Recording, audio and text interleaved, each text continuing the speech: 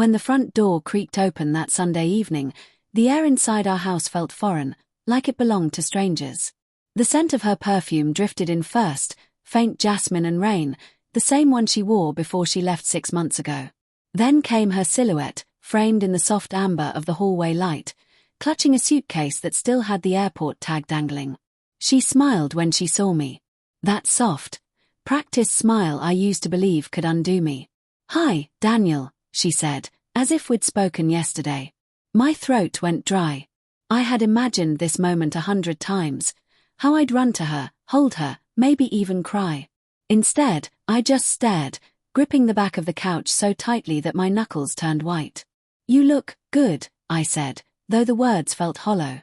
"So do you," she whispered. Her eyes darted around, scanning the house like she was afraid it had changed without her. Maybe she was hoping it hadn't. The silence stretched between us, heavy with all the unsaid things. The hum of the refrigerator was suddenly deafening. I could hear my heartbeat in my ears. She stepped closer. "I needed that time, Daniel. I really did. I went to Thailand, India, Morocco. I met people, meditated, took photos, learned things about myself I never knew before. I found peace." I almost laughed. Peace. That's what she'd said in the letter she left on the kitchen counter 6 months ago. I need to find peace. Don't look for me. I had respected that. Or maybe I was too broken to fight it. Now she was back, glowing, tanned, her hair longer, her tone confident. But something inside me twisted as she spoke, because her words sounded rehearsed, like lines from a story she'd already told too many times. "Did you find what you were looking for?" I asked. She smiled faintly. "I think I did." I nodded, though my chest ached. "That's good." She placed her hand on my arm. Her touch was gentle but foreign. "Daniel, I missed you. I really did. I know this is hard to understand, but I had to go. I was lost." Her voice trembled at the word lost. But the irony hit me harder than her absence ever did, because I was the one left wandering through empty rooms, eating dinner alone, pretending her name wasn't echoing through every corner of this house. We sat on the couch. The same one she used to fall asleep on after movies, her head resting on my shoulder. She looked smaller now. Or maybe I'd just grown distant enough to see her differently. "I want to come home," she whispered. "If you'll have me." My heart pounded in my chest, torn between relief and suspicion. 6 months. No calls. No messages. Just one cryptic note and silence. I studied her face. Her eyes were steady, but behind them I saw flickers, hesitation, guilt, maybe fear. And then it hit me, sharp and sudden, like a blade sliding between ribs. There was someone else. I didn't know how I knew. Maybe it was the way she said "met people." Or the faint tan line on her ring finger, suggesting she'd taken it off. Or maybe it was simply the tone in her voice, too careful, too measured. I swallowed hard, forcing calm. "Can I ask you something?" She nodded. My voice came out quieter than I expected. "When you were gone, did you ever think about me? Or were you too busy finding yourself in someone else's arms?" Her eyes widened, her lips parting just slightly, and for a moment I saw everything. The guilt, the panic, the reflexive denial rising behind her expression. "Daniel, that's not fair."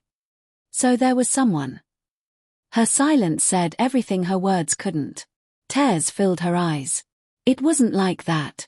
I was lost, I didn't know who I was anymore. He helped me." I stood up, my heart thundering in my chest. "Helped you how? Spiritually? Or in a hotel room in Chiang Mai?" She covered her face with her hands, sobbing. "Please, stop." I wanted to. God, I wanted to. But every word she cried felt like gasoline on an open flame. "I waited for you," I said, my voice breaking. "I defended you to everyone. I told them you just needed time. That you'd come back when you were ready. But you weren't meditating, were you? You were building a new life, without me." She shook her head violently. "It meant nothing. It wasn't love. It was confusion, it was pain." "Then why do you still have his name saved on your phone?" Her breath hitched. Her eyes shot up to mine, terrified. I had seen it earlier, when she was in the shower, her phone buzzing on the counter. A message preview from someone named Eli. Just one line, "Did he believe you?" The color drained from her face. "Daniel." The world tilted, the walls seemed to close in. I realized, in that instant, that she hadn't come back because she missed me. She came back because something had fallen apart where she was. I was her safety net. Her soft landing. And that broke me more than her betrayal ever could. I walked to the window, the street outside dark except for the amber glow of the lampposts. My reflection stared back at me, hollow-eyed and tired. When I turned around, she was still crying, clutching the edge of her suitcase. "Tell me," I said softly, "when you were finding yourself, did you ever think about how easily you lost me?" She didn't answer. She just crumpled, a sound escaping her chest that didn't even resemble words anymore. I looked at her one last time, the woman who once felt like home, now a stranger sitting in my living room. Then I said the only thing left to say. "You found yourself, Emily. But you lost us." And I walked away, leaving her surrounded by the silence she had created, the same silence she once called peace. For the first time in 6 months, I finally understood what peace really meant. It wasn't forgiveness. It was letting go.